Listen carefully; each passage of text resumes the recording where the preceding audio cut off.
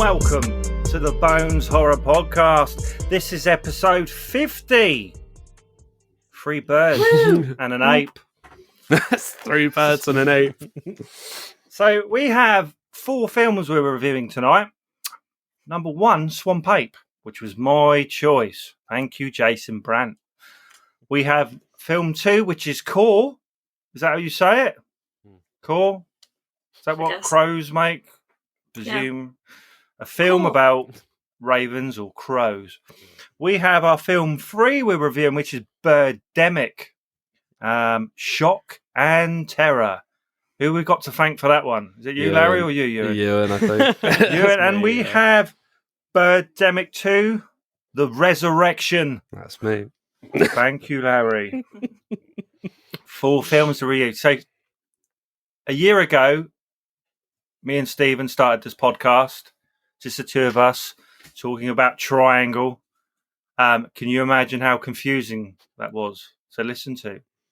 Because I think I watched it like 2 or 3 times in a day and watched various YouTube things trying to work out what was going on.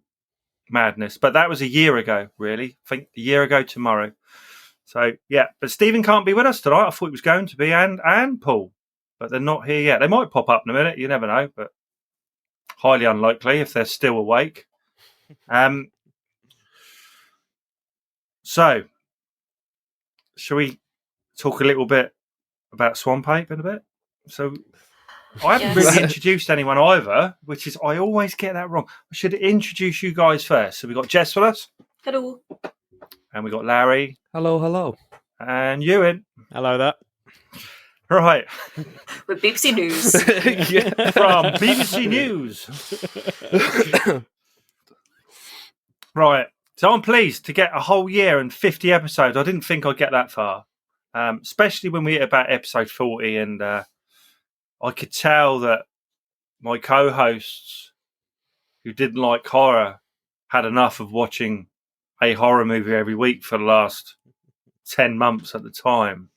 And it was becoming quite difficult. But we had a good chat the other night, and they were going to come on, but they're not here. But I know they watched Birdemic. And what do they think of it? I kept getting messages on our old WhatsApp group just saying, is this the right film? Yeah, that seems about right. Is this the right film? So, yeah.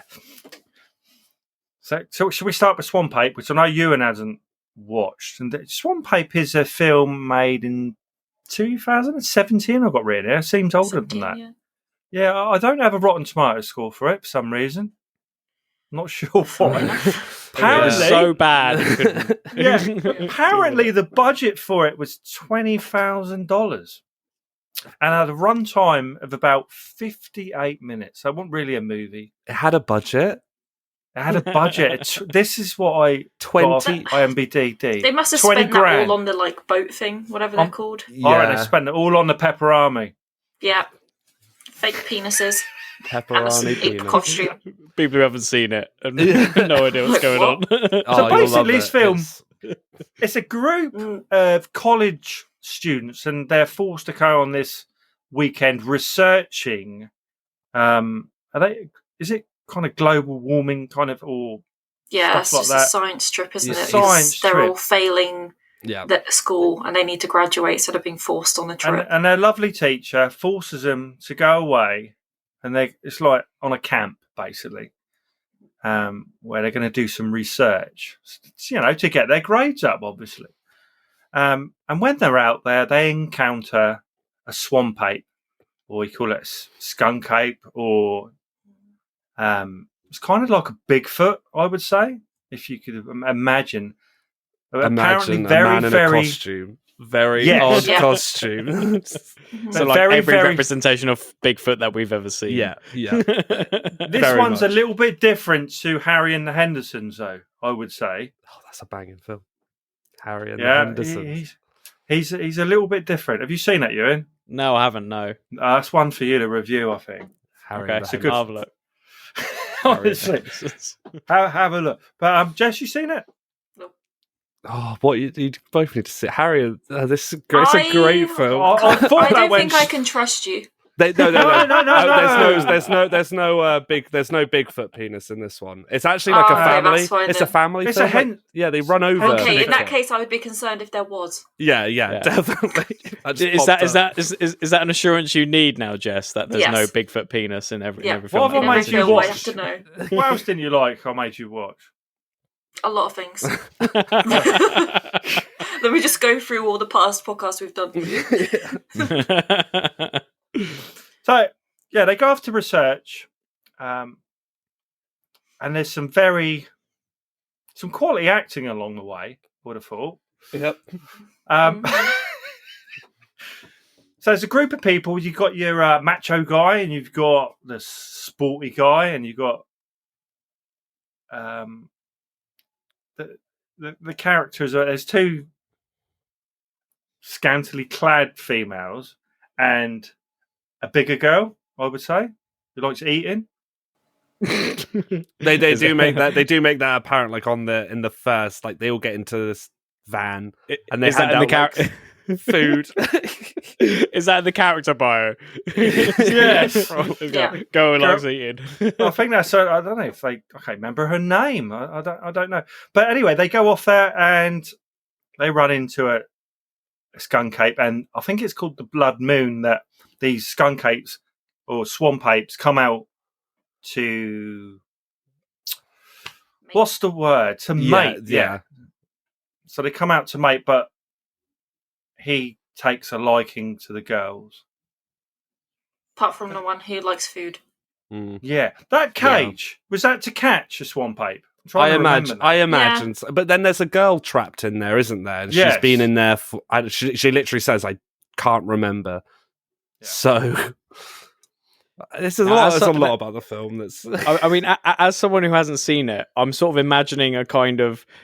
probably a bigger budget than it actually has. I'm kind of imagining a swamp as in like Lord of the Rings or The Witcher. What quality is this swamp? Birdemic. Yeah. It's round about that. It's... Yeah. I don't know where the 20,000 was it, the budget? I don't know where that went into. Probably just getting them there and... The big like raft thing.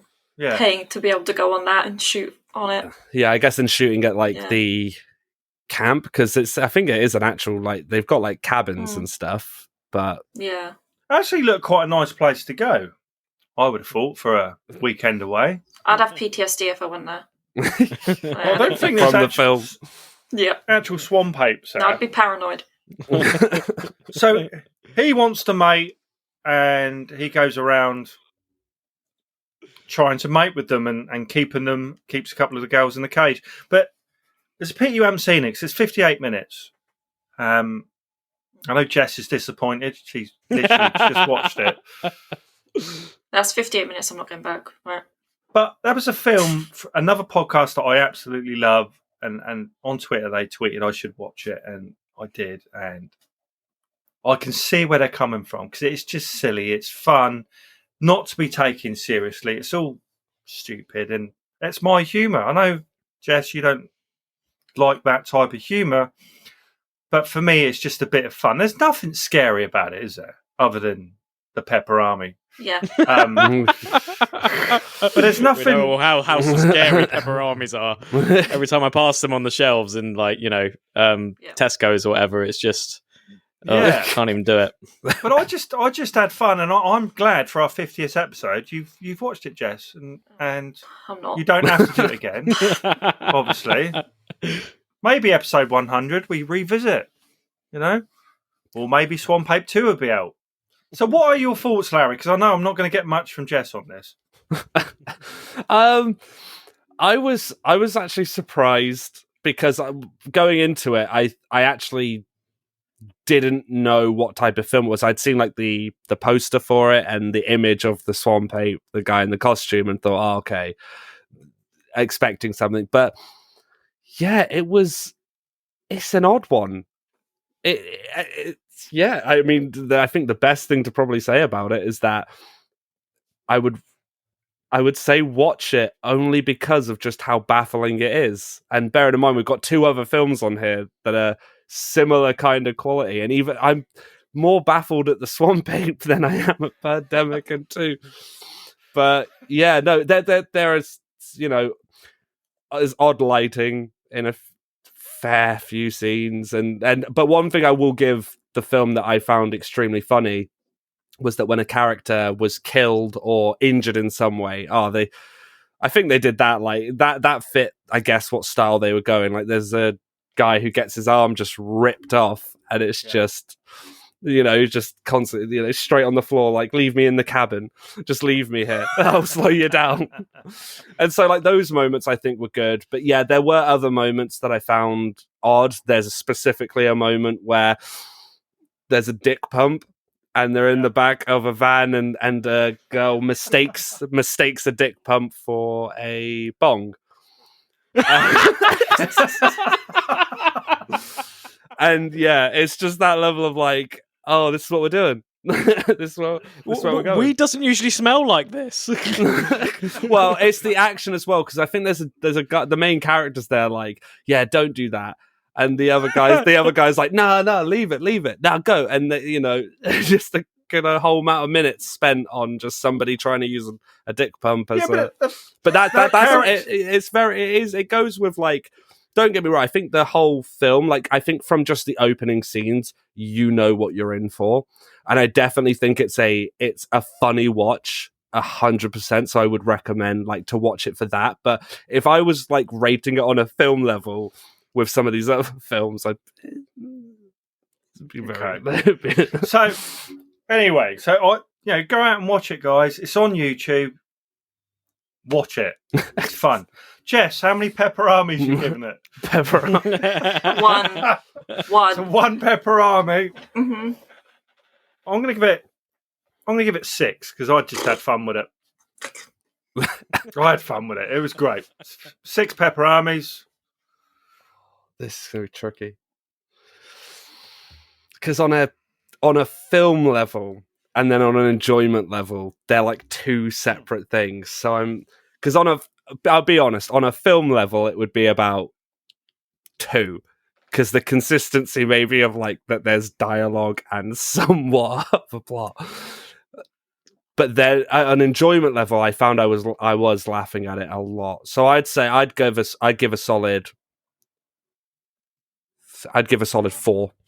4, just because it is enjoyable to watch and it's fun in that sense. And you could I guess it's not meant to be taken too seriously, but yeah.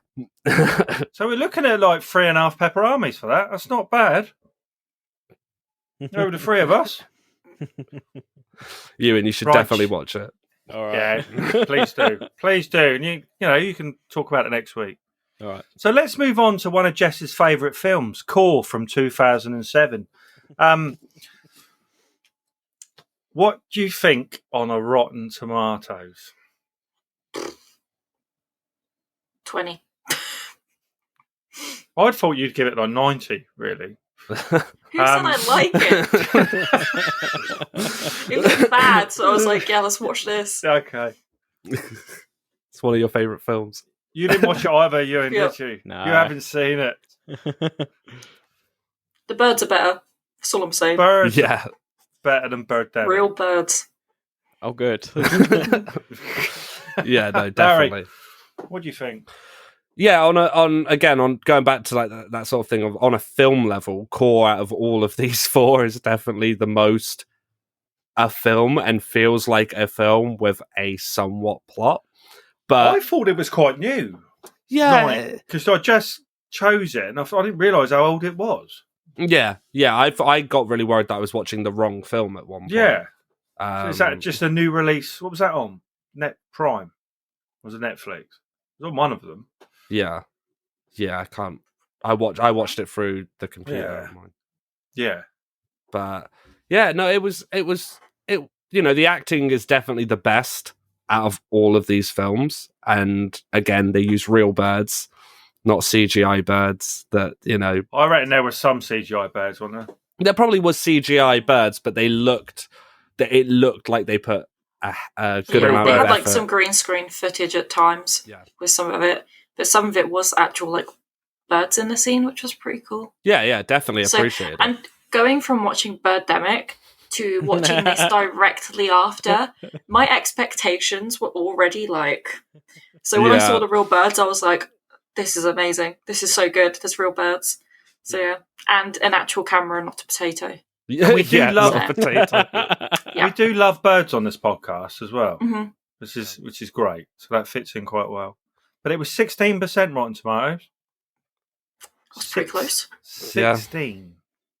That doesn't surprise me though, because for every scene, I think Core suffers from that it tries to be maybe too serious in some scenes. That where there's like there's bits where people are like screaming for their lives and screaming for help, and it's a bit like it tries to, I guess, cater to Alfred Hitchcock's The Birds as well. You do get that kind of vibe, but when you've got the birds and then you've got this Core and you're like, it's just not the birds. So what's the story of Core? Right. That's a good question.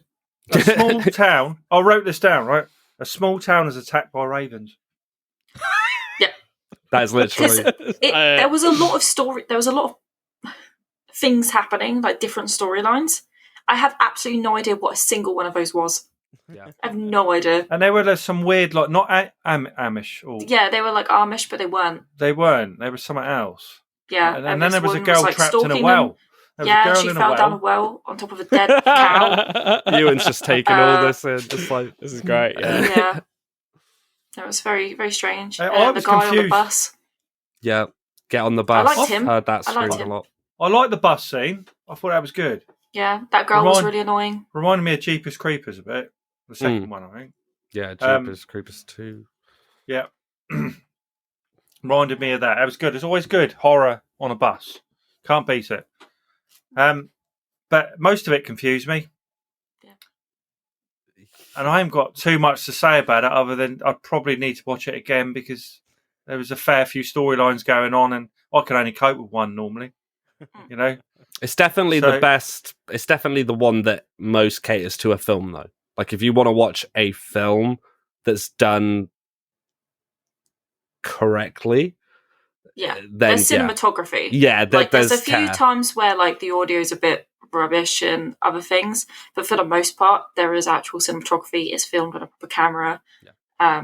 Audio's so all right. Like it passes. The acting's all right. It's just there was no really like plot line. No, there was too many things going on. It levels. Why were they attacking, Larry? Why were they attacking? I'm not even going to lie to you. I couldn't tell you. I thought it was like a curse at some point, possibly. And then it was like, there was one scene though I did really like in that film, actually, which I thought worked very well, but it was a shame because it wasn't, the rest of the film didn't push that any bit forward. But when the kid was on the bike and all of them were like surrounding and he was just ever so just trying to get to him in the middle of the road. And I thought, yeah, tension-wise, it's on point, but the rest of the film doesn't elevate it to that level, so you kind of, it's a bit boring. Maybe that's the way I put it, where the other ones are very comedically bad. This one's just kind of like, yeah, all right. It's all right. Okay, so what are you thinking Pepperamis, Jess, on this one? 3. Yeah, I'd go 3 as well. Yeah. Purely because there was some cinematography and stuff going on this one. But Larry? What did I give Swamp Ape again? I gave that 4, didn't I? 2? Or 3? Oh no, 2. Yeah, okay, I'll give this one a solid 3 then. Solid 3. Solid 3. Yeah. Okay. Yeah. Doing well tonight. So now we can get Ewan involved now. Okay. Right. So Birdemic, okay, made 2010 on a budget of $10,000. Where did it go? Which is half Swamp Ape. I'm presuming the budget would have been just on like locations and stuff like that. Well, I mean, you say that. Hotel rooms, I reckon, that money. Well, the cars and things, maybe. Yeah, but apparently the director didn't get permits for a lot of the locations which he shot in. He just took It was it, just didn't done he? in guerrilla style. Yeah. So You have to I have don't know how permits much. then. Do you have Yeah. to have Yeah, In permits? certain areas, Yeah. I think. Okay. Really, you're supposed to have them even if you're filming in the city. Like here, we would have to ask Southampton City Council if we can have permission, but people don't. Oh, you told everyone where we are now. Oh no. Well, oh no, it's a big place. I think we're Southampton, okay. yeah, somewhere in Southampton. Yeah. So yeah, 10,000 is 105 minutes long, so it's a proper film length. Rotten Tomatoes, what are we thinking? Ewan. Right. Well, I know the IMDb score, which is 1.8 out of 10. So I reckon it's going to be somewhere in the area of 9%. I reckon on Rotten Tomatoes. I think it'll be higher because of audience score if we're taking that. Maybe. Like, people just seem to love that film. Yeah, I mean, this is the problem with sort of online aggregators, right? Is that, people will just rate it so high because they like it for whatever reason. So Yeah. it'll be interesting to see what the actual score was. What do you reckon, Jess? I'm gonna say 8. Okay, Larry? Yeah. Wow. I'll go percent wise. I'll go 20%, maybe. 20. Okay, it's 18. It's 18. 18. Jeez. It's 18. Way too So if I explain what's going on, right, which is, for some reason, I don't know if those birds were mutated or not, but birds attack a town They couldn't fly properly. They were just like, because the humans are polluting the world. Am They I dive right? bomb. Yeah, they dive Well, bomb global as well. warming. Global warming Yeah. is the reason. So there is the message throughout the movie at times why it would, even with, it's not give peace a chance, is it? What is it? It's Imagine Peace. Imagine peace. Which, funnily enough, I found this out recently. Is that because you see various like posters with Imagine Peace, you see one of the women in the film wearing a T-shirt that says Imagine Peace. Apparently, that is a website that was set up by Yoko Ono for essentially peace on Earth, and and it's even still going. And it's like, so I think James Nguyen, who's the director, wanted just to further that message of ecological sustainability or whatever he was going for, global against global definitely warming. a message at times. It went straight over my head really, but I could see him trying to get the message across that we're destroying the world and the birds. Well, it's hard to not miss. the birds are not very happy about it. And It's what that guy on birds the were bridge, they? isn't it? The guy on the bridge. Guy on the bridge, the guy in the forest. Oh, the guy in Yeah, the I love the forest. guy in the forest. He was great. Whoa, don't come here. There's been extreme, what does he say? Extreme bear attacks or something? It's not bear attacks, yes, is it? something like that. But there was one point where he was talking, because essentially, I mean, to give people context, it's about this like group of people who escape a bird infestation that try to attack everyone. Is sort of slightly post-apocalyptic, and they escape to this forest where this guy who's called in the film a tree hugger, and there's this bit in the scene where they meet him, and the scene is about to end, and he says, "Oh, I hear a mountain lion." That's I it. need That's to it. go The get mountain Yeah. lion. That's it. Get to your car. Whoa, I hear a mountain lion. You guys better go. yeah. But the sound effect is like so loud as well, and you're just like, what? Yeah, we definitely have to talk about the main actor in that film. What's his name? The man. The man. It's Dan something, I believe. He is just. I don't know if maybe like acting's the thing for him. See, Rod? Was that his character's name? He's the God. I can't even remember the characters' names. Alan Bagg, I think. Alan Bagg is his name. Rod, It is the actor's Alan name. Bagg. A Bagg. Yeah. Yeah. Now, Wow, what a name. it's so. I mean, the interesting thing about Birdemic is that I hadn't watched it in a while. The last time I watched it was at university when we deliberately watched bad films, and Yep. it's fascinating to watch a film that has got everything wrong. It's just, I mean, and the acting is part of that, and the cinematography is part of that. and it's just, it's almost hypnotically bad. Because you sort of watch it for the first half hour and you just wonder why he's made all these mistakes. And it's just, especially him, Alan Bagg, who just sort of talks in this sort of stunted, robotic way. One tone. Monotone, and just so, it's just so, it was almost offensive. You know what I mean? It's not even exaggerated bad. Like if it was like exaggerated and over the top, that would at least be entertaining. But it was just sort of so sullenly monotone, as you say. So it was just, yeah. There are scenes in this film that just are odd to watch, just from the offset. You know, mentioned before we started, like there's the very first line of dialogue in the film is a waitress with a yeah put in very quick, and it's just sharp and very loud. And from that moment, you know what you're in for. Yeah, it's the sound as well. The sound is incredibly awful. I mean, I know. Yeah. I mean, we were taught, Lawrence, in at university, that sound is the most important part of making a film, and it's really important, and it's really difficult to get the sound perfectly. And I have no qualms with that, and I understand people have difficulty with it. But it's like James Wan just didn't care. Didn't even try to make it good. And you can see all the mistakes. It's just from that first scene, it's just awful. In the car, like they were in the car at one point, and you can hear that they've got the voiceover, but their mouths are moving at a different. Yeah, like they're clearly saying something else. I was just like, "What is happening?" Yeah, it was awful. Yeah. There's so many, and like you can go through the film, and you can pick out points where you can see the crew. You can see the director because they're in reflections of mirrors and windows, and they have a boom mic.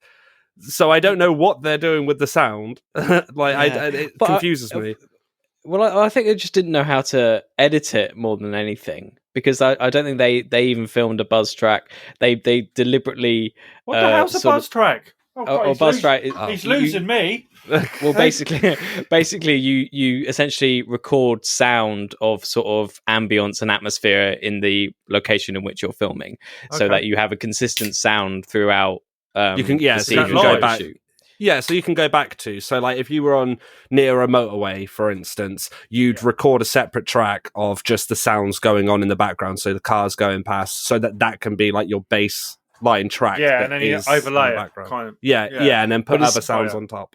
But it seems like James Wan didn't know that at all, and so he essentially, in order to make it try and work, he sort of lowered the volume of the like massive traffic sounds and then increased the sound of the voice. I don't think he ADR'd it, so I don't think he recorded dialogue after it.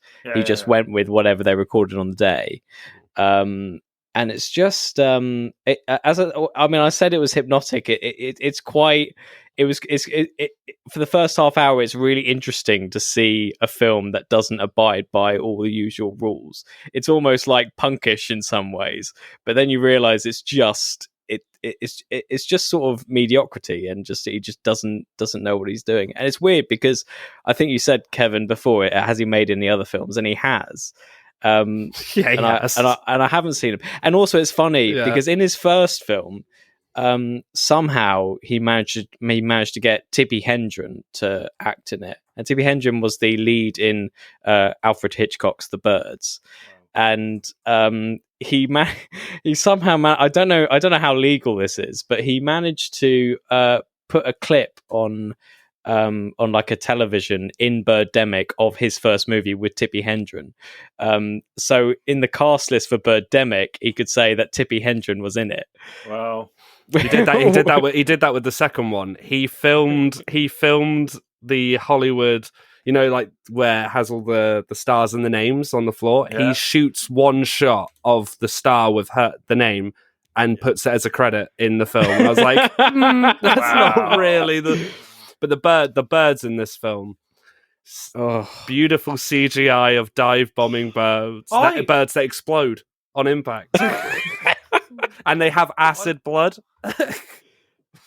I mean, that was Yeah, another yeah. thing. That was another thing. Was that, I mean, clearly he was trying to copy the structure of Alfred Hitchcock's The Birds. In that there's like in the Birds there was like a really long build up, and it's really suspenseful and interesting. And a lot of people don't like it. That's fine, but I quite enjoy it. And he's clearly James Nguyen has clearly tried to do the same thing, where it's essentially 50 minutes of this man who's a sales rep of a Silicon Valley or startup company, and he sort of dates this fashion model, and it's just that for 50 minutes. Yeah, and there's then no tension. and then suddenly the Birdemic happens. There's not even any build up to when they wake up. It's just literally I think sort of dusk happens, or sunrise up, and then it pans across, and it's just these birds that just attacking everyone, and as you say, dive bombing into explosions. They have into noises. into this place. They go. The noise is amazing of the birds. Yeah. It just goes on. Well, that's and on. what, like you mentioned and as well. on. Like the characters don't have anything. Like usually in any plot, it's like characters, and then you have dilemmas or obstacles that they can go. No, in this film, everything goes right for everyone. Like people get parts, people score big, sales at their jobs. Yeah. $1 million. It's just 1 million. Yeah, and then they clap for absurdly long of just being like, "You've all got your stock options." And it's like, is that but how that's it another- works? But yeah, well, exactly. But there was another scene though, which is just again almost hypnotic and surreal in its way, in that they get the big manager guy announces that he's managed to do this $1 billion deal, and then everyone's clapping themselves, and then it sort of it pans and then pans and cuts, and with each time they're clapping at different rates and different times, and it's like I don't understand how you get to a point where you think that's okay to sort of put in the edit. He needs an editor. He needs an editor. Yeah. He needs somebody to come in and pacing wise, sound wise, maybe just overhaul the whole project and just kind of, because it's just exceedingly long as well. Do you know what I think? Just a quick one, because obviously I'm keeping an eye on the time, and we've got the second one to do as well. I am going to watch it again. I had loads of fun watching this film. It was ridiculous. There's things I don't understand at all. I still don't know why they were there, these things. And it's even worse, these birds, and even worse when you get to the second one. I don't understand the ending. I get a feeling that it was a happy ending. They just flew off. Yeah, well, I don't get why they stopped. And it was all they're just flapping away. Do you know what I mean? You see, I sort of know the explanation to this. Well, sort of. Oh, in that a new flock of birds comes round to stop the evil set of birds, and I think the point is that they sort of realize their differences and just go off. And I think that's about it. But I think it was a really artificial way to try and make it a happy ending. It was. I just had a lot of fun with it. Even the hotel room, I don't understand that, where she's running around in her lingerie, like putting things up against the door. It was great to watch, but I don't understand. That was also another great bit in that. So essentially, the context is that this couple sort of reach that point where they're having sex for the first time, and it sort of starts off with this woman like coming out in her, as you say, in her lingerie or underwear, and then it sort of fades to the morning after, and you've got the woman in her lingerie, and you've got the man who's still in his shirt and trousers and with his belt on in the bed. And it's just incredible. The thought that went into this film. So we can talk more in the second one. So what are you thinking of this, Jess? She doesn't seem very happy tonight with the choices. No. We haven't even discussed next week yet. We're going to have to do this on the hop. Oh no. But so I think it's Larry's. Do you want score or just thoughts? Pepperami's. Pepperami's. Pepperami. Thoughts. 2. It's like I'm Stephen and Paul back on. Right. Larry. Okay. So we're on 2, 3. I'd give Birdemic a 4, only because of the enjoyability of it. Of that one, it cannot exceed a 5, because 5 I think is the level of, you know, so I'd say 4, but that's mainly for enjoyability. So yeah, It was fun. Ewan. Right. So just to give this a bit of explanation, in my line of work, I have to see a lot of bad movies, like a lot of them. And especially when I started writing, I had to do reviews of really cheap indie movies that didn't really matter much and were really bad. And Birdemic still stands as the worst movie I've ever seen out of all of them. So You've seen Swamp Ape yet, have you? I was going to say, I haven't seen Swamp Ape, so that might change my mind. Even worse to the fact that sort of James Wen actually thinks it's a good film. I've seen him interviewed. He genuinely thinks it's art and it's worthy of Hitchcock. So I'd probably give it. Just trying to sort of imagine it. I want to give it sort of half a pepperoni, but sort of like as if it's been like semi pepperoni. But as if it's been like chewed through the plastic, you know, and just sort of like chopped in half. Yeah. Because I mean, when you get to when you get halfway through, it was just so difficult for me to continue. So yeah, a semi pepperoni. I just had a lot of fun. I'm going to give it a 3 as well. I was watching it. My son Alex was watching it with me, and he's like, "What?" Because he was getting annoyed by the bird noises. Yeah. Because at points it went on forever. It's not even scary. It's just and he's like, "What are you watching?" Oh God! What are you watching? Oh, not the coat hangers. My friend warned me about that actually, because I mentioned to my friend, I said, "Oh yeah, it's mainly like bird themed on the podcast this week." My friend was like, "You're not watching Birdemic, are you?" I was like, "How do you know that film?" Yeah. He was like, "Yeah, I've seen it." He was like, "Just wait till you get to the coat hangers." I was like, but that was another thing, is that I think the story behind that was that they weren't allowed to, in the hotel room, they weren't allowed to take the wooden bar in the cupboard that was there and use that as a weapon. So the solution, of course, was to use the coat hangers. Incredible. And for some reason, they could have the coat hangers there, but then they have a machine gun in the car. Yeah, where did the guns come from? Like, and the guy just shows up like, "I need your fuel," and in the base. Yeah, I was also warned about that. Let's move on to Birdemic 2, The Resurrection. So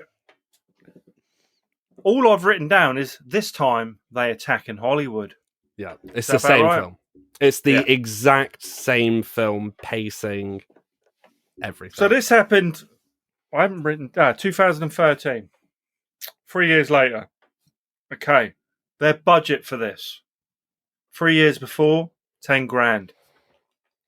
3 years later, 300 grand. Where did that come from? 300. That's what I found. I may be wrong, but I've looked it up and I found $300,000 to make Birdemic: The Resurrection. That can't be. That's so. And I think it was all on those 3 topless girls who were getting killed. Yeah, probably. But also, weren't the visuals like slightly better? It was better. It was clearer. It was. Because I mean, the first one they were just out of focus all the time. Oh no, it's very much the same. Like, you know, the birds. The birds are very much the same. You know, they stand there and just do that, and then from outward shots they fly down. There's a jellyfish in this film that stings somebody on a beach. Never comes into play. Never comes into play again. That just happens. There is a horrible bit in this film which I can tell the director probably loved it, like having the actors say it. But when they reference, there's a screenwriter and they're in Hollywood, and he basically goes, if I make it out of here alive, I'll write this up as a Hollywood film. And they go, you've got to have me in it. And then they're all like, I'll be casting it as well as the main. And it's just, you sit there like, you think this is like gold. Like gold. Like, Yeah. And then there's even more coat hangers. yeah, there are. Yeah, they attack Acid with coat blood. hangers again. I was like, what? So Rotten Tomatoes on this. What do you reckon? 5. For some reason, I think it's going to be higher, isn't it? I'm going to say, Yeah, I reckon. I think it's going to be like 25. 25. Yeah, I mean, if Birdemic 1 was 18%, I reckon this one's in the 20s. Yeah, 26. Oh, one off. Who's reviewing this? 26. You in mainly, I think. Yeah, just making new accounts. Yeah. It's just really- it's odd. Can I just ask something, right? I was watching this and I was getting into it, enjoying it, and then a load of zombies appeared. Yeah, zombies. I don't remember the zombies. Yeah. Yeah. Why? And the barbarian, like... is it The cavemen. barbarian? Yeah, the cavemen. Cavemen. Yeah, They the appeared. cavemen running Yeah. down the street and then just chasing Yeah, there's them. cavemen in like the museum or whatever, and then all of a sudden they're attacking people Yeah, in the it's street. like I was night like, in a museum. It's like night in a museum. Yeah. And all the birds come out the oil or whatever it is in that Yeah. lake. It is literally the same film for pacing, just with different bits. Like, it opens with a 90-second, the first one's with a car driving round and then goes to a restaurant. This one starts with a film director walking down the street for 90 seconds until he gets to a restaurant. It opens with literally with the staff inside these restaurants saying the same line of "hi," and then sitting them down on a table. It's just, I don't get it. Like, do you know what I you love? must think this is great. I thought the mum, where she's like that for ages. Right, thumbs up. No, I thought she was brilliant, and they're all in this, like, it's meant to be this club kind of bar, and it isn't. It's a room with a table in it and some chairs, and they join us for dinner, and then there's a guy stood on summit like singing these terrible songs, and they're all dancing to it. And I just, there was something they had about it in it the that first just one as made, well, wasn't there? yeah, There was it like just- a guy singing. Having us. That The just dancing made- was better in the second one. what at was the least. song called about? Was it Stars or I can't remember what it was about, but like he was getting right into it, and I think he probably sang that. Oh yeah, And they're all dancing in this. It wasn't like a nightclub. What was it? It was just a room with some tables and chairs in. Yeah. And it looked really horrible, really. You wouldn't want to go there for a drink. Mhm. But something quite addictive about it to watch. I couldn't stop watching. Do you know what I mean? it's because it's that odd thing of like, I think in the director's mind, I think he's made he genuinely believes that he's made like a subpar film. Like, yeah, this is good. But the problem is that, as Ewan said before, with the first one, there's so many failures in just the normal standard of what you'd expect on a film. Like, you're not expecting Hollywood-esque, but 300,000. I cannot. Well, I don't know where that believe went. The birds didn't even look better. No, that's what I I've mean. got- Like, where did it go? I've got some good news for you, though, Lawrence. Is there a Birdemic 3? This last month, James Nguyen took to Twitter and said that confirmed. Birdemic 3 is in the making and wow. filmed with black magic cameras, no less. Oh my! Someone's told him. Someone's gone. Oh, God. If this, I will give us let this be I'll come back to this recording if ever in future. But if he makes Birdemic 3 and it is at least on par, like just subpar to what a film should be, I'll accept it. But if I get given Birdemic 3, which is just 1 and 2 with differences, with the same level. Do you want to know the subtitle? Oh, Christ. So this one, hold on. The second one was Resurrection. First one's Shock and Terror. What's third? Sea Eagle. Set by the sea. And there's an eagle. Is there going to be like killer whales and things? And, like, Yeah, probably. it's just going to be like killer crabs, maybe. Yeah, global warming will be the result Yeah. again. Yeah, We'll see definitely. we'll see the. Yeah. I loved the guy in the forest. His story where he was like, right after you left in the first film, there was a forest fire. Yeah, and everything's Yeah. wow. Yeah, and he's like, and this girl saved me, and now she's my wife. Well, it just goes to show, like, when I watched Core, because after watching Birdemic 1 and the forest fire, the like CGI in that. I then watched Core and the car catches fire, and I was like, oh my god, this is so good. And I was like, no, it's just like the bare minimum of what you would expect a car fire to look like. It's just a bit. I was so impressed. It's literally, When they're shooting the birds, the girl in it, how many rounds does she have in that gun? I was quite surprised. She had at least 1,000, I would have thought. Yeah. The sounds don't even match Not up. reloads in this. No. It doesn't. She never reloads. Yeah. Like, it was amazing. And when there is like an empty gun, they shake it and it sounds like an empty packet of like Tic Tacs. Yeah. It's just like they make that noise. And the muzzle flashes and the noise as well doesn't even match up. In some shots, when it's a fast shot, they don't even bother putting the muzzle flashes in. They're just there with guns going. Mm-hmm. So I just it does about 300,000. I don't know where that went. I have to say that I enjoyed both of these movies, these Birdemics. They made me laugh. It put a smile on my face, and that director, if he is taking the piss and having a bit of a laugh, he's achieved it. Because he is. I don't know. He can't be taken that seriously. I think he definitely is. His website as well. Like in uni, we found his website, and he has a personal website where he's got his other film, like the trailer, and the trailer for his other film is like a full-on love romance film, and I think he really does. Like, I think he looks at his work. Yeah, I mean, there is the possibility, and I only say this because I've looked at his Twitter feed, or one of his on his production company. He could be a con man who's just managed to do this because there's also on the production company who's producing Birdemic 3. There's another tweet that says, as well as bringing out a new health book, James Wen is also bringing out a selection of pharmaceuticals that you could have for your health. And you're just wondering, this guy can't believe that. And you just wonder. But but from like documentary footage, it seems like he genuinely believes that this film is the best. So I've got to try and keep tonight under an hour so we don't have the same issues as last week. Because I lost a little bit. And Jess, we haven't lost Jess this week, so that's good. No, so Pepperami's then, what are we thinking for the 50th for that one? Jess? Give it 2 again. 2? Larry? Yeah.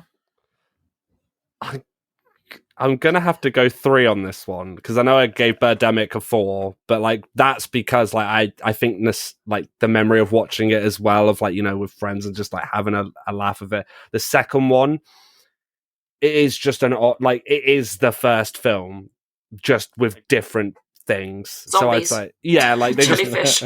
just like, oh, here's a scene with a jellyfish. Like, why? I don't understand the zombies at all. No, but so I'd give it a 3, and again, that's mainly for enjoyability. I will say, like with Swamp Ape, Birdemic, Shock and Terror, and Birdemic, The Resurrection, all 3 of those films, I would give probably on a film level about a 2. Like, there's like a bit of effort in there, maybe. Ewan. Well, I haven't seen it in a while. I haven't seen it since university with Resurrection. But from what I remember, I thought it was better than the first one. So I'll probably give this one only a single pepperami as opposed to. Well, that's good. That's not bad. I'm going to give it a 4. You know me. I'm easily pleased. It made me laugh. I was entertained. They are enjoyable. I'd love to own the Blu-rays. Yeah. Do you know what I mean? I'd love to own them. One in high definition. Yeah, I'd love to own them, but no, I had fun with it, and that's all I want from movies. Really, I just want to be entertained. Confusing, yes. Entertained, definitely. So, yeah, we're looking at what's that? Probably round about 2, 3 again. So not too bad on the old Pepperamis.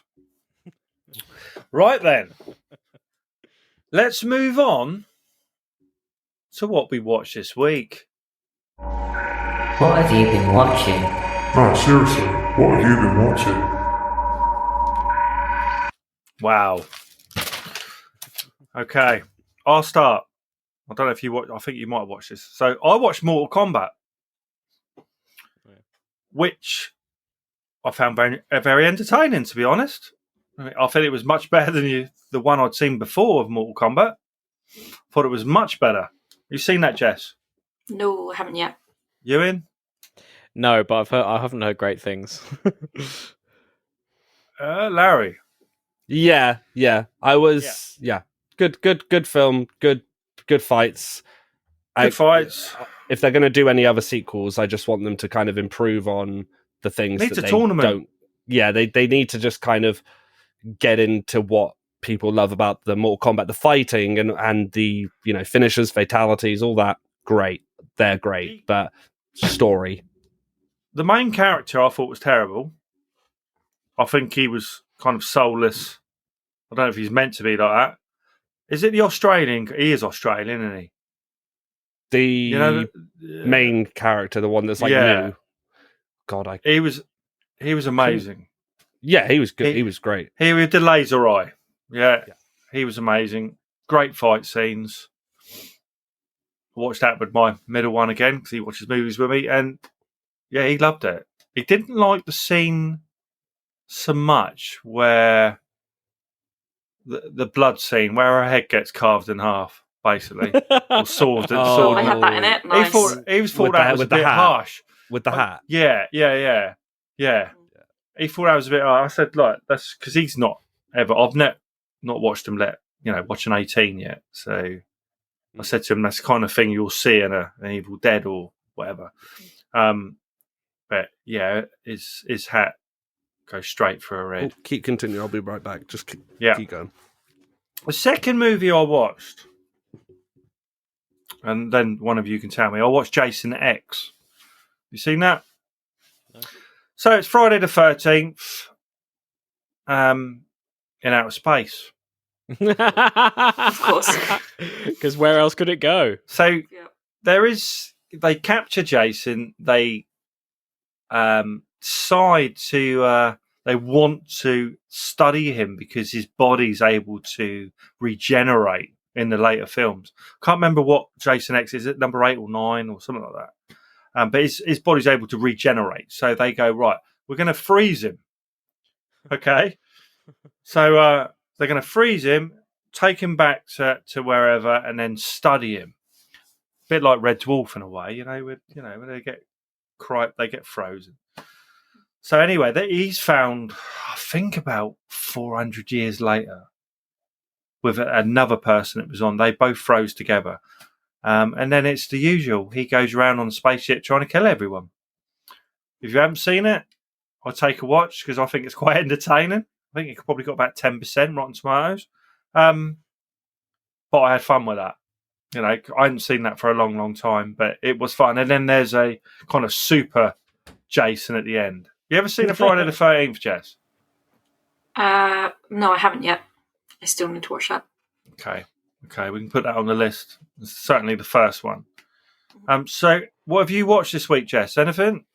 I hadn't really, although at the end of last week's episode, when I finally managed to get back on, before I left, I did say I was about to watch an animation that's based off of one of my favourite games, my other half's favourite games, Dota 2. Okay. So it's Dota Dragons and Blood, something like that. I was expecting either to be like it to be kind of a children's animation, or maybe like just images and someone talking over with the backstory and like everything about the characters. No, it's a full-on like anime with loads of blood and swearing, and also like there was nudity at some points as well. And I was like, it's pretty good. It's actually very good. Yeah, exactly. It's actually really good. So we've just been watching that. You're watching that. But yeah, there's dragons and things. So Ollie watches. My oldest son watches some anime. Is it anime? They call it anyway. And it's got anime, loads. Yeah, it's got loads of naked kind of blokes in it. But they ain't really got anything. What anime is he watching? But they haven't got anything downstairs. Do you know what I mean? They're big. What is he watching? So they're like I'm sure it's not hentai. But they got no. I can't remember what it's called. But like, it's anime, I said, what the hell are you watching? But it's like action men downstairs. But like, huh? Yeah, it's definitely. Okay. that kind of stuff. And he's even got a game he plays that's based on it. Find out what it is, because I watched a lot of anime. Like, is it Attack on Titan? Yes, it. Oh, okay, that makes sense. Yeah, It only popped into my head because as soon as you said they don't have anything down there, I imagined that referencing the big tall guys. I've been meaning to watch that actually because everyone was obsessed with it a few years I back. watch it all the time. I mean, they could have really used Swamp Ape's penis bumps. Yes, because they haven't got a lot going on down there, and they're big old things, aren't they? But that's a really popular show. Yeah, I haven't watched that. Yeah, haven't really watched anything else apart from that. And the films obviously this week.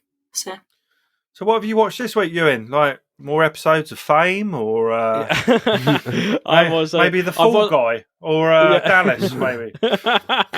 No, I mean I've watched quite a lot. I mean, I've watched. I'm watching Shadow and Bone, which is new fantasy series on Netflix. Yeah, that's on my list. I mean, it's not perfect, but I'm actually sort of really enjoying it because it's just fun. Really, it's just sort of it's basically vaguely Cold War-ish in themes, where there's this like magical misty wall that appears between two countries in this fantasy world, and it's about like the quest to try and bring down that wall essentially. But it's really fun, and the CGI is really nice. I mean, lots of CGI can look rubbish in sort of fantasy TV series. I mean, the cheaper fantasy TV series, but this it makes the magic just look really beautiful in the way that CGI often can't. And I think that's pretty good. I also watched Eraserhead for the 10th time. Nice. I think around the 10th time. Film, yeah. It is. I know Lawrence is shaking his head because he hates David Lynch and he's completely wrong. But I don't like David Lynch's films, like his actual like films. I don't mind. Like, you know, Mulholland Drive, Eraserhead is a good film. I just don't like his set. What is it? His experimental. Yeah. Oh God. Yeah. God. That just can't. I can't. I'm sorry. But yeah. But in any case, I mean, Eraserhead. I mean, it's great because every time I watch it, I always forget something which is there because he's sort of like, you know, it's like a machine gun just full of so many weird and interesting images that you can't possibly take them all at once. So every time you watch it, it's almost like a sort of recycling of a different kind of nightmare, and you try and piece things together and you can't because it goes into another direction, and that makes you feel really sort of unsettled and like really scared. And I think when Stanley Kubrick was making The Shining, he actually showed his cast members and some of the crew Eraserhead in order to sort of capture the sort of atmosphere he wanted to put into The Shining. And I think you can sort of sense like certain elements of The Shining in Eraserhead as well. I've also been watching Motherland, which is quite fun. Sort of a comedy, a BBC comedies set around these middle-class mothers in, I think it's North London. It's quite funny. I found it very intensely frustrating at times, and I can't imagine ever wanting to be a parent after viewing their things. But it's, you know, it's quite fun, and series 3 is coming out Monday after next. And I've also been watching, it's not out yet, but it's The Pursuit of Love, which is a new period drama coming out next Sunday. And it's great. It's based on the Nancy Mitford novel, and it's very sexy, very stylish, and it's got Lily James in it, and she's great. And yeah, that's pretty much what I've been watching. Nice. Harry? I've only really watched 2 things this week other than the films that we've set for tonight. I watched The Raid, only because I found that the actor who was playing Sub-Zero is the same actor in He was The good. Raid. Yeah. I love The Raid, though. I've seen that many a time. And then, I watched The Lighthouse again. 10 out of 10 film. I love it. Have you watched the other Lighthouse? Yes. I know. Yes. Are they Welsh or Scottish? It's not that it's a bad film, because it's not a bad film. It's actually very well made, the other Lighthouse film. For me, you've got the two films. I prefer the other one. Just saying. I just I just look at both the mediums and think like, okay, one of them almost exceedingly tries to explain a lot of, like characters interacting consistently, of saying like, trying to get an angle of what's going, whereas the other just delves straight into the madness aspect of, and the Lovecraft-esque aspect, which I just love.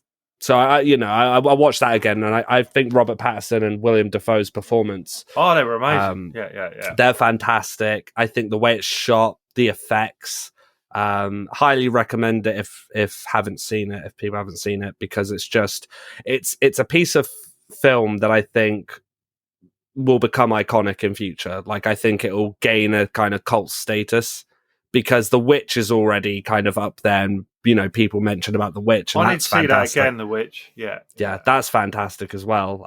But Robert Eggers, just that man, I don't know what goes on in his head, but he just knows. Like, and same to Ari Aster as well. Like, I know we reviewed Midsummer, but yeah, just those two directors. They just, I don't know. There's something about their work that you could show me anything of theirs, and I would immediately be like, all right, show me 5 hours of it. I'll sit and watch it. So I've got one other film I watched was The Descent. So I ordered both on Blu-ray, Descent 1 and 2. Watched it the other night. I forgot how good that film is. 2005. And I'd love to do it on the podcast at some point. I think I mentioned that before. It's one you need to watch, Jess. The first one's fantastic. Some women go caving. Get a bit lost down there and meet things down there, and Swamp Apes. Well, they meet a bunch of could be bald, blind swamp apes, but it's so atmospheric and it's dark. It's great, and I think you need to see it. And at some point, we should do that on the podcast. And that's all I watched now. I think one of you needs to pick next week's movie. I can really. Oh, he's so right on it. Larry's going to pick. Just make sure we haven't already done it, because remember we're on episode 50. Oh, you're going to do The Descent. So, like, yes. Literally, as you said it, I turned, saw it, and I remember you saying earlier that someone had to pick. So I thought, there we go. Nice. I've got to watch it again. Oh my gosh. So I've got Descent. I might watch both of them. So next week we'll be doing episode 51. The Descent. Nice. Very nice. That's amazing. Looking forward to it. I'm pleased with that. You have seen it, Ewan, I presume? I haven't, no. So this will be an experience. Oh, yeah. I thought you'd seen it. Have you not seen it? No, I don't think so. Absolutely amazing. Maybe it's one of those films that I tried to get you to watch in the past, and you just have none of that's it. happened a lot of times. Yeah. Like, you should watch this film. Yeah, no, it is good. It is good. The director of it makes really good horror as well. Like, Dog Soldiers, Doomsday. It's made a. Did he have his hand in Event Horizon? I don't think he did. Although he uses a lot of the same cast. May have done, yeah. I don't think he directed Event Horizon, but I wouldn't be surprised. Which we've done on this podcast, and that is amazing. Yeah, great film. Absolutely amazing. All right, so we shall be back next week with episode 51, The Descent. Where I'll play my little bumper, isn't it? See you later. Bye. See ya.